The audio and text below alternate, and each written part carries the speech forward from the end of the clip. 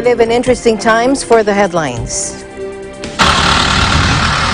China extends its biggest national holiday to buy time in the fight against a deadly viral epidemic, as the death toll spikes to 81 despite unprecedented quarantine measures and travel lockdowns.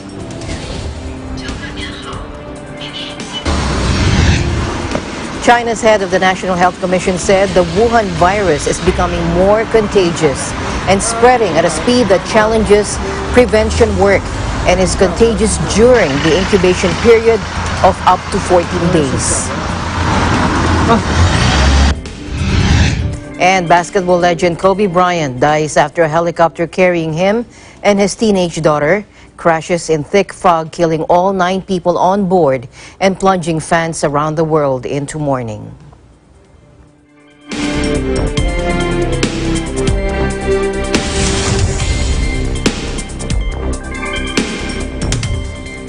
I'm Alma Angeles, wherever you're watching from around the world. Thank you very much for joining us, and now to the news.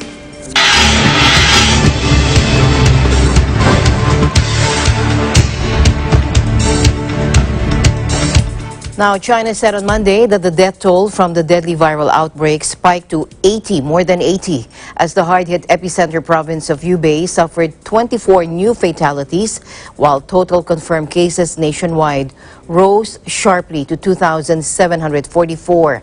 While there were no new deaths confirmed outside of Hubei, the national tally of verified infections rose by 769, around half of them in Hubei, according to the National Health Commission. It said 461 of those infected were in serious condition. China has locked down Hubei in the country's center, an unprecedented operation affecting tens of millions of people and intended to slow transmission of the respiratory virus. The previously unknown contagion has caused global concern because of its similarity to the severe acute respiratory syndrome, or SARS pathogen, which killed hundreds across mainland China and Hong Kong in 2002 to 2003. Drastic travel restrictions have been imposed outside the epicenter, with Shandong province and 4 cities, Beijing, Shanghai, Xi'an, and Tianjin, announcing bans on long-distance buses entering or leaving. The move will affect millions of people traveling over the Lunar New Year holiday, which authorities said would be extended while the government works to contain the virus.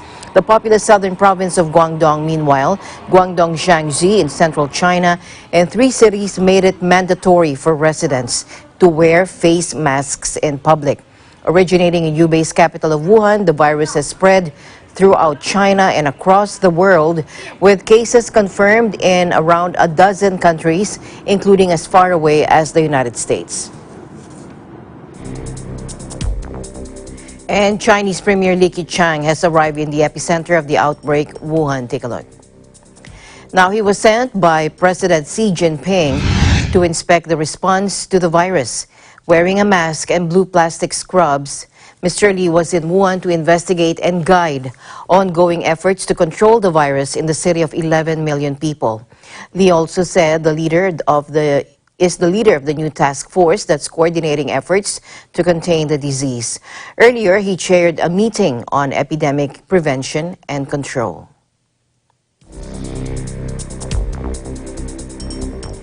China's Health Commission, the National Health Commission, warned that China's deadly coronavirus is becoming more infectious, and carriers of the disease can pass it on even if they show no symptoms. Take a look. 根据近期的临床资料来看，病毒的传播力似乎有所增强，病毒的毒性和致病力还需要有更多的临床资料，我们再加以分析。所以说，从现在看，疫情传播的速度比较快，对防控工作带来了一些挑战和压力。专家预判，现在疫情进入一个比较严重、复杂的时期，潜伏期大约在10天左右，最短的潜伏期有1天发病，最长的潜伏期是14天。潜伏期具有传染性，这同SARS 有很大的不同。讲，它是一个新发的疾病，说人类对它认识还是有限的。对疾病可能的变化呢还不清楚，疫情进展的情况呢还不能完全的掌控在我们手中。 All of the fatalities so far have been in China, with most of those in Hubei. The government said the deaths have largely been elderly or people already weakened by pre-existing health conditions. China's Health Commission said that on Monday there were 2,744 confirmed infections nationwide, an increase of 769 from the previous day. In addition, the number of suspected cases also doubled over 24 hours to nearly 6,000. The virus is suspected of having come from animals in a market that sold a wide range of exotic wild game. On Sunday, the government said it was banning all trade in wildlife until the emergency is over.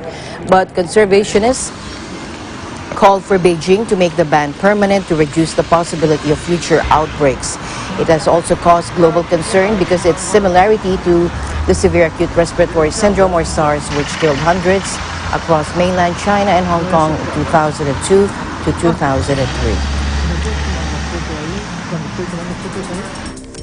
A top Chinese health official said the deadly coronavirus that has infected nearly 2,000 people in the country is not as powerful as SARS. Take a look.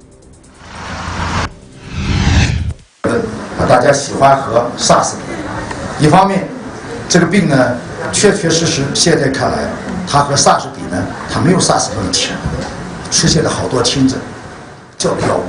但因为这个病毒是新的，给任何人用，大家都不希望自己变成小白鼠。我想大家同意这个观点，所以我们对这个药物的测试都是需要时间的，好吧？看艾滋病治疗。 The new virus has sparked alarm amid a rising death toll and the discovery that it comes from the same family of coronaviruses as SARS, which killed nearly 650 people across mainland China and Hong Kong. But officials told reporters that the new disease was less powerful than SARS, though it was becoming more contagious. However, it also appears that the spreading ability of the virus is getting stronger, we heard earlier from Ma Xiaowei, head of the China's National Health Commission, or NHC. The new disease also has an incubation period of up to 2 weeks, Ma said at the press conference, and that it was contagious during the incubation period. Meanwhile, China on Monday extended its biggest national holiday to buy time in the fight against the viral epidemic, as the death toll spiked to 81 despite unprecedented quarantine measures and travel lockdowns. 24 new deaths were confirmed in Hubei on Monday and another in the southern island province of Hainan, bringing the overall death toll to 81, while confirmed infections swelled to more than 2,700 nationwide. A 9-month-old baby in Beijing was among those infected, according to authorities, making her the youngest person to have been confirmed to have contracted the virus. And thousands more patients with flu-like symptoms were suspected to have the virus. The central government said Monday it would extend the national holiday, initially due to end on January 30, for 3 days to limit population flows. Indian authorities, meanwhile, deployed medical teams to major entry points along its land border with Nepal as it steps up screening for the new coronavirus days after a student tested positive for the deadly disease in Kathmandu, becoming the first South Asian country to report the virus. The 32-year-old student arrived in Nepal on January 9 and entered the Sukraraj Tropical and Infectious Disease Hospital in Kathmandu 4 days later after running a fever and reporting trouble breathing. Meanwhile, Bihar on Monday reported its first suspected case of rapidly spreading novel coronavirus as it isolated a 29-year-old research scholar who came home from China's Tianjin last week, according to health officials. The woman, who was reluctant to be admitted to the Patna Medical College Hospital in the state's capital on Monday morning, has been kept under observation for suspected coronavirus, which has killed at least 80 people in China and infected thousands across the globe.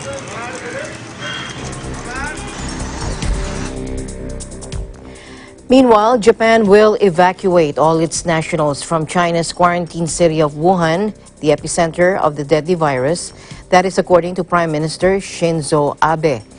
Prime Minister Abe said, quote, "We are coordinating with the Chinese government at various levels, and we will accelerate the process to realize a swift implementation of the evacuation from Wuhan, the capital of Hubei province in central China."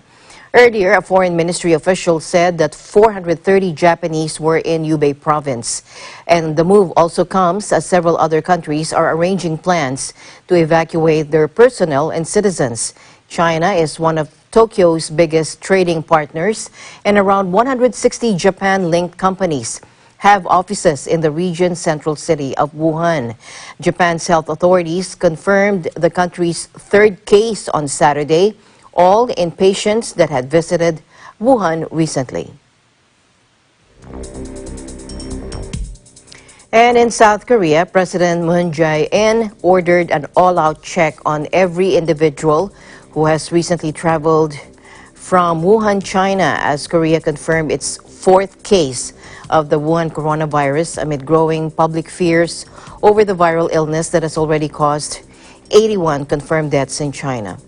The government raised the level of the fourth-year infectious disease alert to the second most severe rung after a 55-year-old Korean man who had visited Wuhan, Hubei province, tested positive for the coronavirus earlier in the day.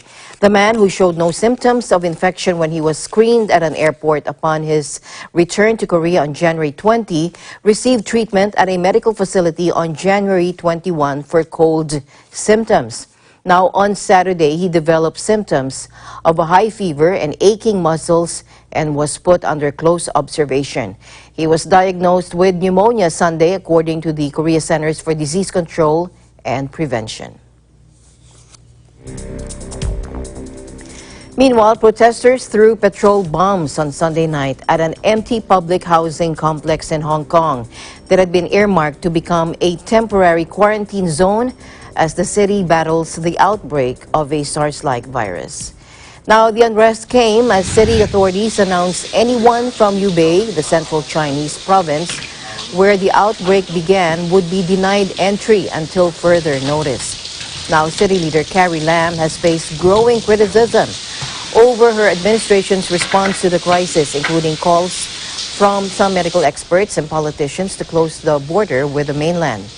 Hong Kong has declared the novel coronavirus a public emergency, the city's highest warning tier, and on Saturday announced ramp-up measures to reduce the risk of further infections. Among them was a plan to turn a newly built but currently empty public housing block in Fanling into a quarantine facility. The buildings would be used to house people who may have come into contact with carriers of the virus as they wait to get tested, as well as frontline medical staff worried about infecting their families. The city has diagnosed 6 positive cases of the virus so far. Dozens of local residents and protesters opposed to the idea held rallies outside the complex on Sunday, with some setting up roadblocks. Meanwhile, a patient in California's Orange County was Saturday confirmed as the third person on U.S. soil infected with a new deadly virus that originated in China, according to health officials. The infected person was a traveler from Wuhan, the Chinese city at the epicenter of the outbreak, the Orange County Health Care Agency said. And the Centers for Disease Control and Prevention, or CDC, confirmed the patient had tested positive for the novel coronavirus. The individual was in isolation in a local hospital and was in good condition, according to authorities. There were no details given on how the person arrived in the United States or their identity. Now, the 2 other U.S. cases involve a woman in Chicago who had traveled to Wuhan in late December before returning to the U.S. on January 13, and a man in his 30s from Washington State who had also traveled to the Chinese city recently, according to the CDC. Now, doctors at the center of the second U.S. case of the Wuhan virus provided a patient update at a hospital outside of Chicago in Hoffman Estates, Illinois. Take a look. We had a phone call with the CDC and informed us that the patient indeed did test positive for the novel coronavirus. The emergency room physician knew that she had come from China and had kept abreast of what was going on and immediately put the patient in isolation. It's not critical. The patient is communicating well, is not in distress. Probably the patient is bored having to be in isolation, but as far as clinically, she is not in any immediate danger at this time. I think that at this point it's difficult to know. Right now, we're sort of going to go day to day. It's very difficult for me to give her a prognosis.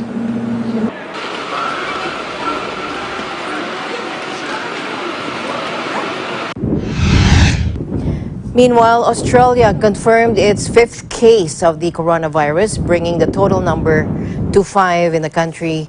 The newly infected patient is a 21-year-old female who traveled from Wuhan to Sydney last week. The young woman developed symptoms within 24 hours and went to an emergency department and was immediately put into isolation. Every flight now into Australia from China is being met by border security officers who work to identify unwell passengers and distribute health information.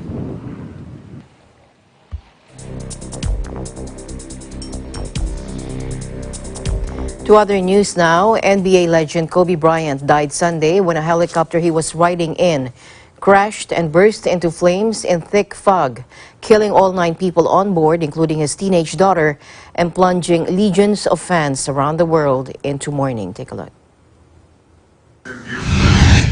We have a manifest that indicates that there was 9 people on board the aircraft, the pilot plus 8 individuals.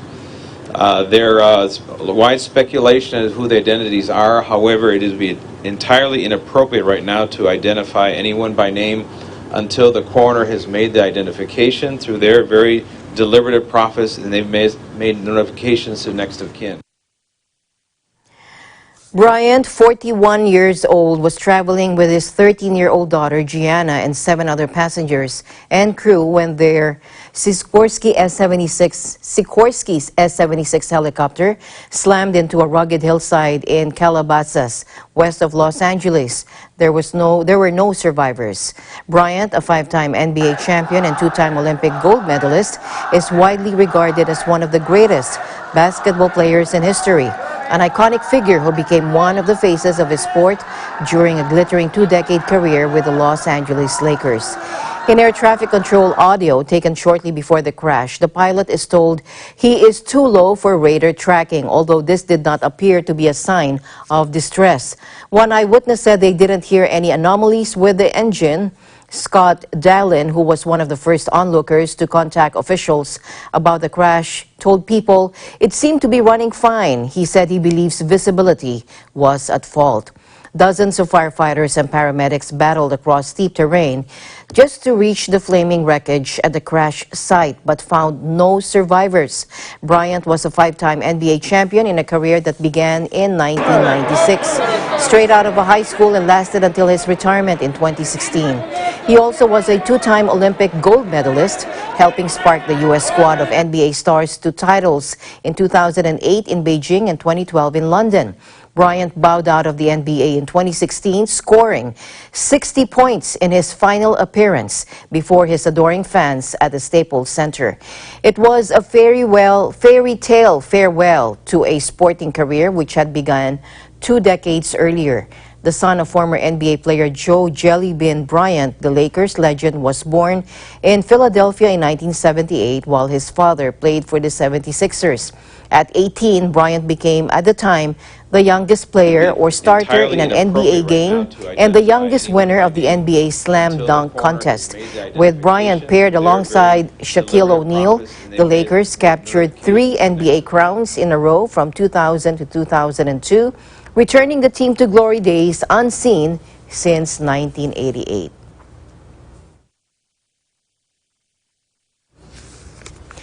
Meanwhile, U.S. golfer Tiger Woods said the death of NBA legend Kobe Bryant in a helicopter crash in California is unbelievably sad shortly after learning the news of his demise. Take a listen. One of the more tragic days. I didn't really understand why the people in the gallery were saying doing it for Mamba, but now I understand. it's a shocker to everyone. Unbelievably sad, and one of the more tragic days that I think, well, for me, it's just, the reality is kind of sitting in because I was just told probably about 5 minutes ago. The fire, he burns so competitively hot, and the desire to win. He brought it each and every night on both ends of the floor. I mean, not too many guys can say that throughout NBA history that he'd lock up on D. Obviously, he was dominant on the offensive side, but anytime he was in the game, he'd take on their best player.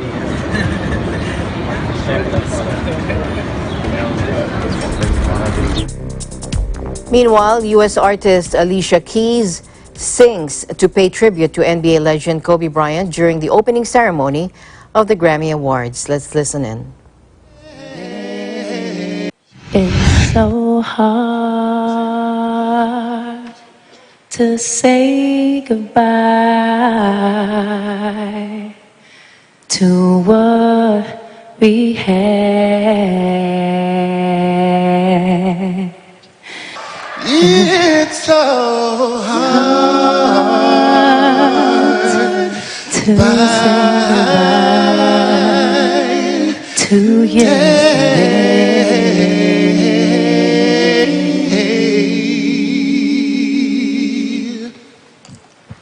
We love you, Kobe. We're all feeling crazy sadness right now. Because earlier today, Los Angeles, America, and the whole wide world lost a hero. And we're literally standing here heartbroken in the house that Kobe Bryant built.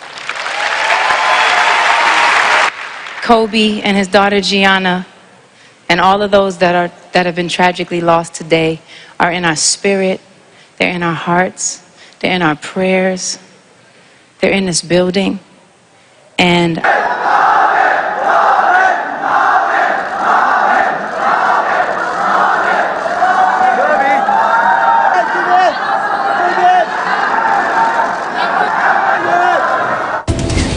Eagle News, we'll be right back. Thank you.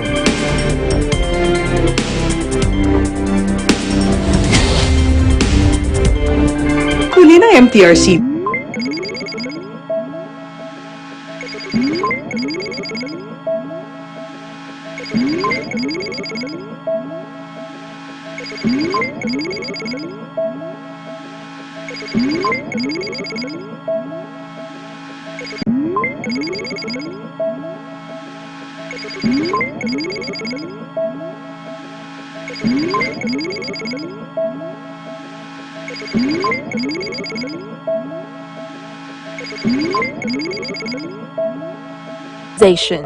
Startups, micro, small and medium enterprises, as well as large corporations all face interesting challenges in the market today. Peek into the world of exciting opportunities and partnerships to drive growth with the latest business news and information. We are open for business. Join the conversations to create a more vibrant environment for entrepreneurship. Catch Open for Business every Saturday from 5 to 6 p.m. Open for Business, from vision to action.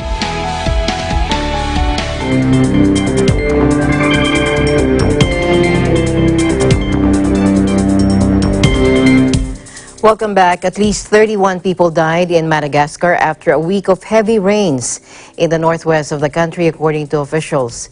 At least 15 people were still missing on the popular tourist island, according to the country's National Disaster Management Office, as flooding intensified in the districts of Mitsinjo and Maivetanep Plus. The tropical Indian Ocean nation is in the midst of an intense 6-month rainy season that often results in casualties and widespread damage. The fringes of the road were washed away by the rains and the access to the affected areas was cut. Torrential rains also made major roads impassable, while a dam near the city of Tanambe had exploded, flooding surrounding villages and farmland. The National Office of Disaster Risk Management, or BNGRC, warned that flooding in lowlands and rice-growing areas also poses a risk of food insecurity and malnutrition. An explosive eruption of Restive Taal volcano no longer appears imminent. That is according to Philippine authorities on Sunday as they lifted most of the mass evacuation order. But they still warned residents to remain ready to flee.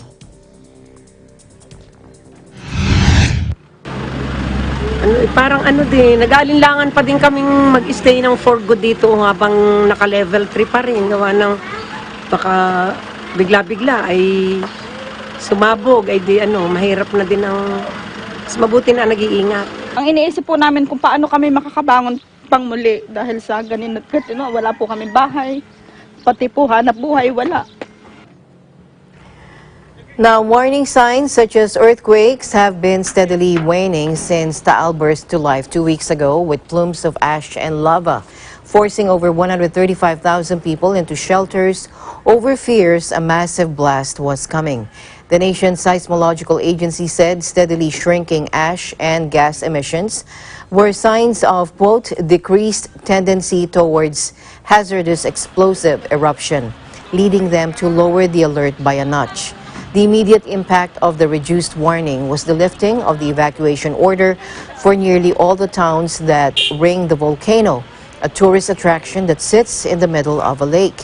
Taal, located just 60 kilometers from the capital Manila, is one of the most active volcanoes in a country where eruptions and earthquakes are a dangerous part of life. Its last eruption was in 1977, but it has a long history of activity. In 1965, a Taal eruption killed some 200 people. Despite the risks that the volcano could erupt again, many residents were eager to return home.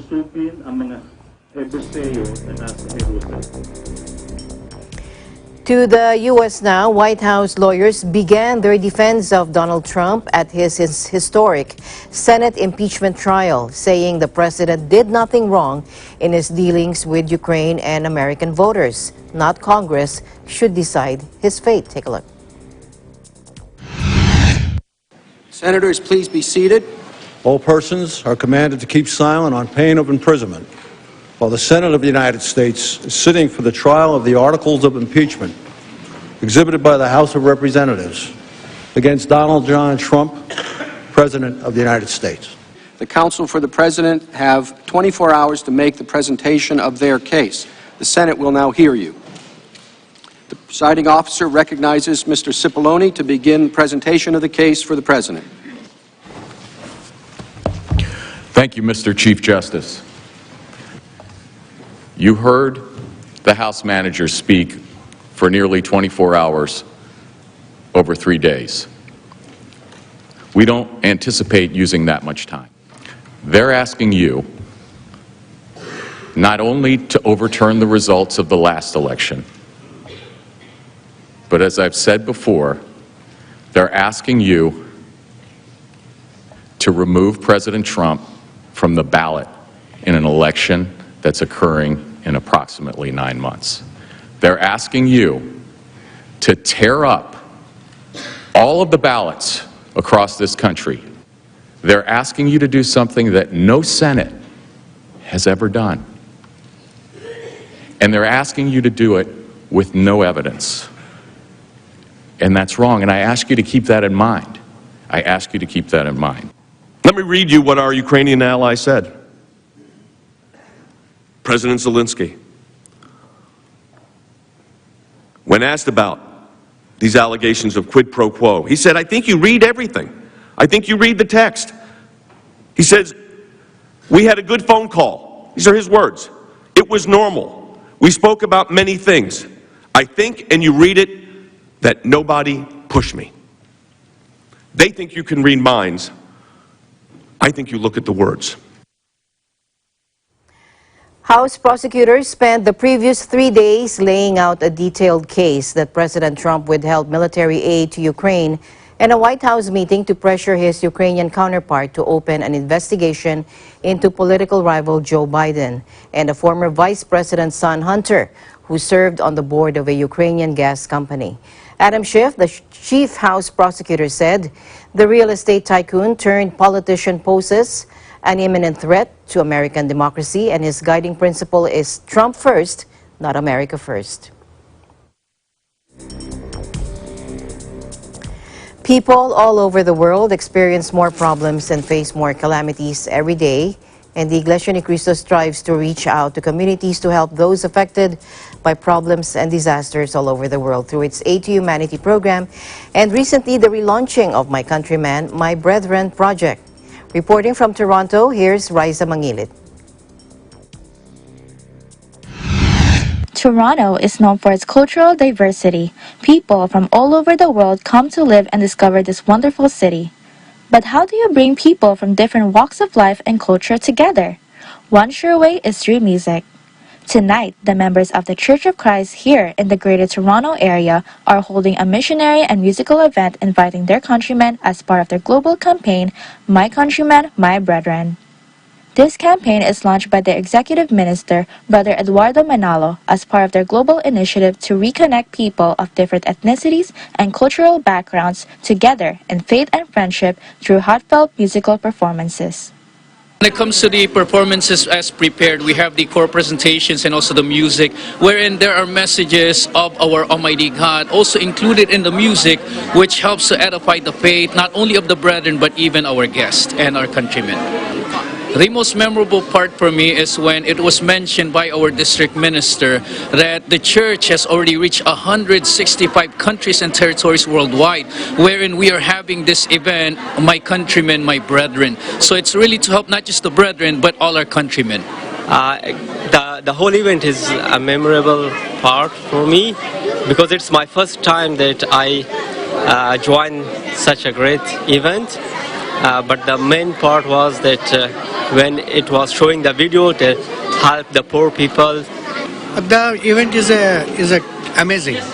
I really enjoying this event and there is a friendship and the universal love and brotherhood. Music indeed is a universal language that everyone can understand, and surely a wonderful and peaceful way to bring people together as one.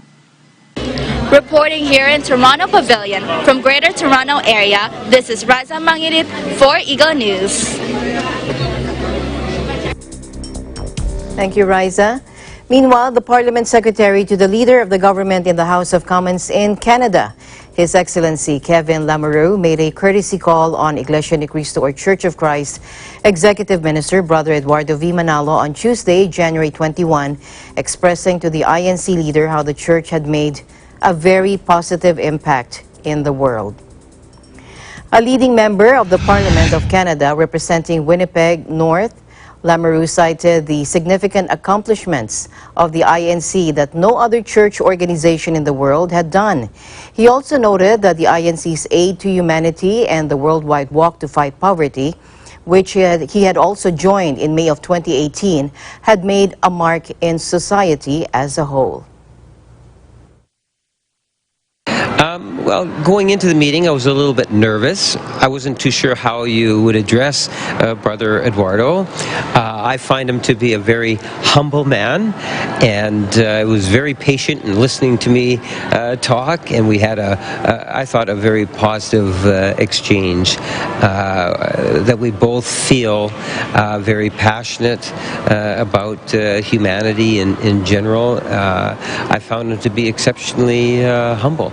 And I can see why it is that he has a very strong passion to see the church do well. And I too want to see the church do well, not only because of the congregation, because of the positive impact it has on society as a whole.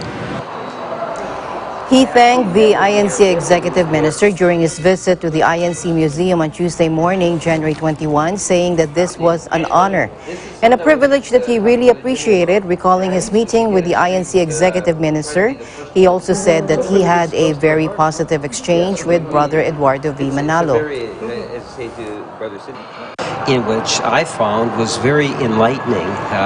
The Church of Christ in many ways has a history of growth and expansion and getting so many people engaged in what their spirituality and their purposes are, and to be able to go through the museum and listen to some very knowledgeable people that root the displays from the Bible and from individuals that have inspired so many is actually quite enjoyable.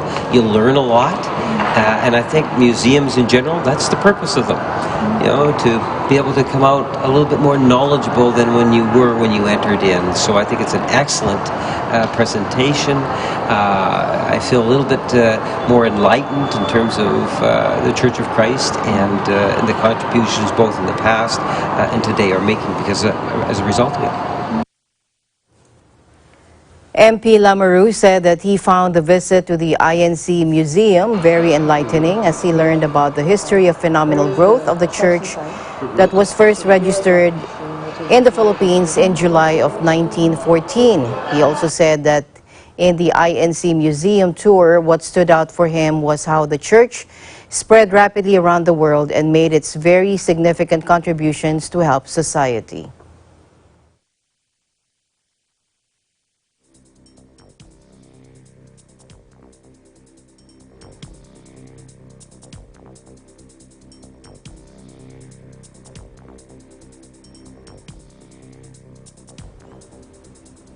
Eagle News will be right back.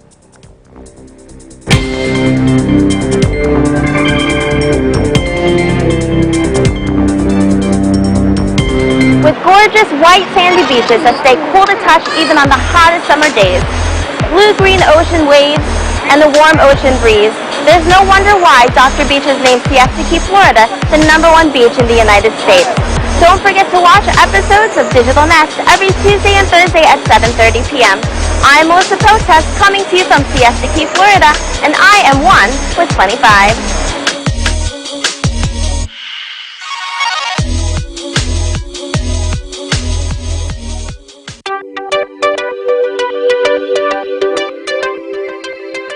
Watch your favorite Net25 shows on OSN channel 725, same day as the Philippines.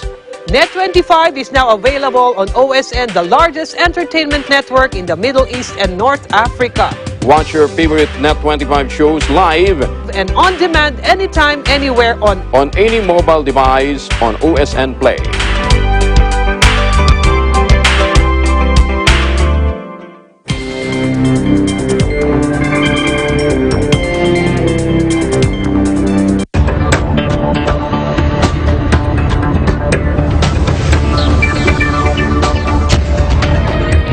Tokyo's benchmark Nikkei index dropped more than 2% on Monday on concerns over the potential impact of a new coronavirus that has killed at least 80 people in China.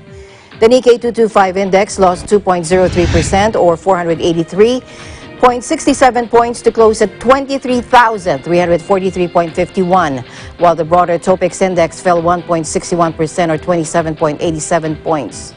Worries over the coronavirus have been strengthening as it has spread to France, Nepal, Australia, and Malaysia, with investors nervously watching reports about the increasing number of patients. Okusan Online Securities Chief Strategist Yoshihiro Ito said in a commentary, the dollar fetched 109.07 yen in Asian afternoon trade against 109.23 yen in New York on Friday.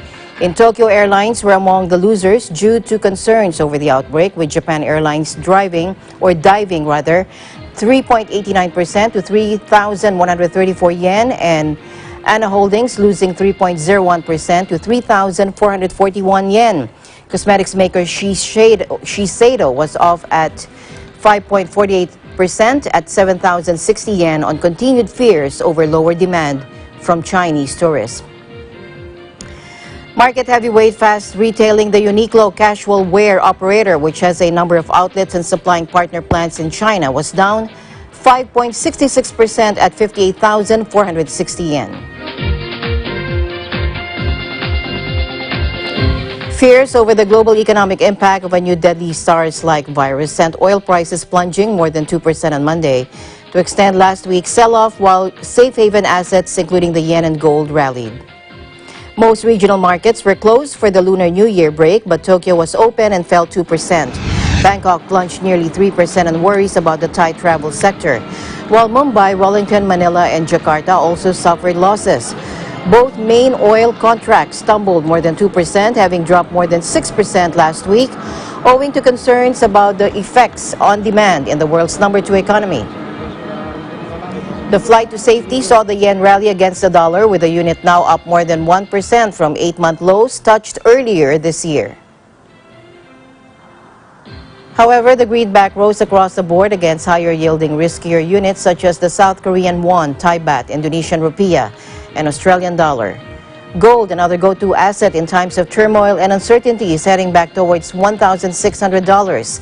And the 6-year peaks touched at the start of January. While the main focus is on the spread of the virus, traders will also be keeping an eye on the release of earnings this week from top companies including Apple, Facebook, and Samsung. Some will walk away with bitter regret. Others will march off with their flag held high. But British MEPs of every stripe face an emotional final week in Brussels. Take a look. This young British MEP has barely had time to get comfortable in his new job in Brussels. But as Brexit looms, he's already packing his bags. Elected to represent the UK's Green Party in elections in May, after just 7 months, Majid's European dream is over. I can choose to be really sad and be like, oh my God, I can't believe we leave, you know. But honestly, there's nothing to gain from that. Do you know what? I still think maybe in the future we'll be back in the European Union. Maybe I'll have a bit more grey hair, grey beard, but it's, I'm quite hopeful. For some, Brexit could mean the end of their political career. Labour MEP Richard Corbett is a well-known figure within the European Parliament. He's among 73 Brits who will have to throw in the towel on January 31st. I was first interviewed on this very bench 20-something years ago, so to come back here in a way to end it off is a very special moment. The next few days I'm packing up my boxes, I'm making, sadly, my staff redundant. I'm beginning to think what I might do for the future, but I've not decided yet. Just a few offices away, the atmosphere is very different. No, I need them. Claire Fox, a Brexit Party MEP, actively campaigned to leave the EU and is enjoying her last days in Parliament, victorious. Of course I'm pleased, because now I feel that people will at least feel the first stage has happened. You know, we will have technically left the European Union, and we decided to do that a long time ago. So of course I'm relieved at that. 27 so-called cold storage MEPs, also elected to Parliament in May, are due to take some seats vacated by the Brits on February 1st. And while the future relationship between the UK and the EU remains up for negotiation, one thing is for certain: the days of British representatives in the EU's halls of power are over.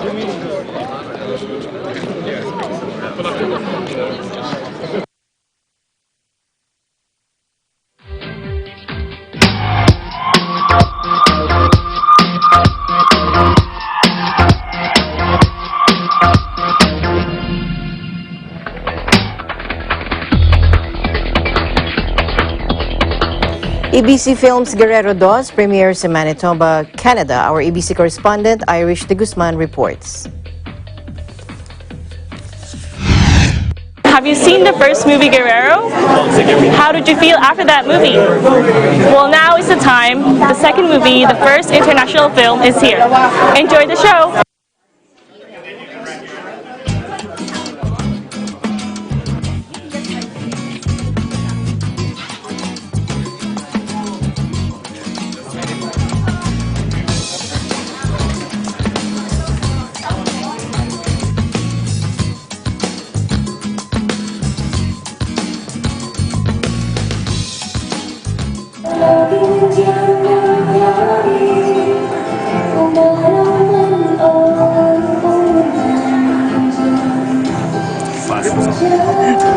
I really like the second movie because this one was more in depth about, it showed more signs from the church, like Iglesia ni Cristo, and then it also gave us lessons and taught us about different values we have in our life. More spiritual.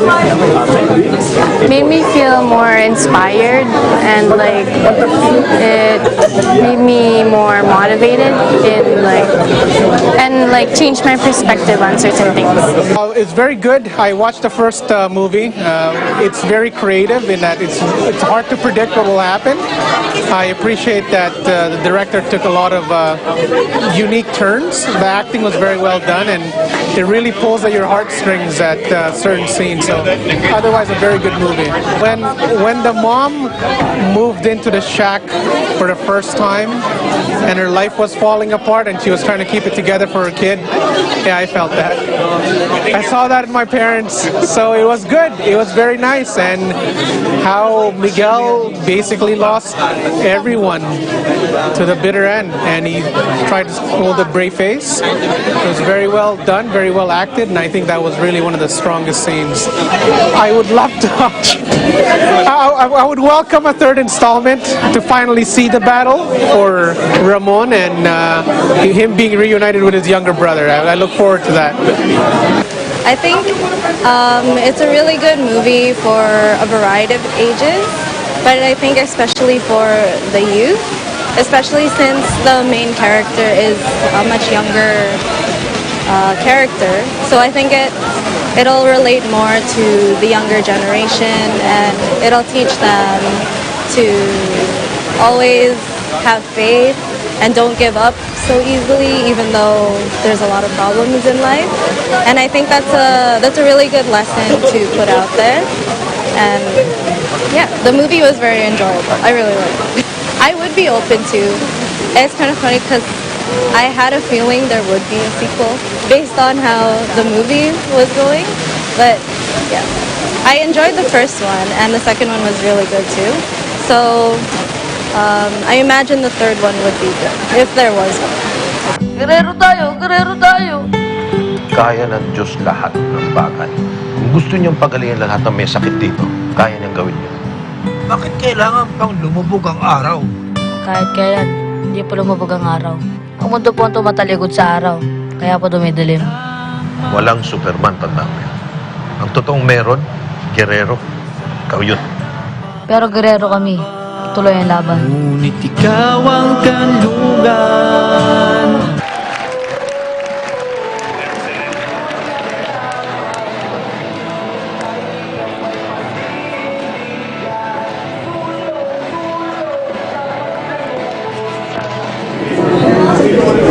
Words of appreciation and enjoyment has left the audience after watching the movie Guerrero 2, Tuloy ang Laban.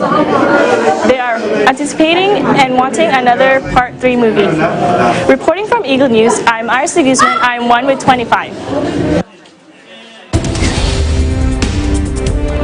Thank you, Irish, and that's the news for tonight. Join us online and here again tomorrow evening. From all of us here at Eagle News, I'm Alma Angeles.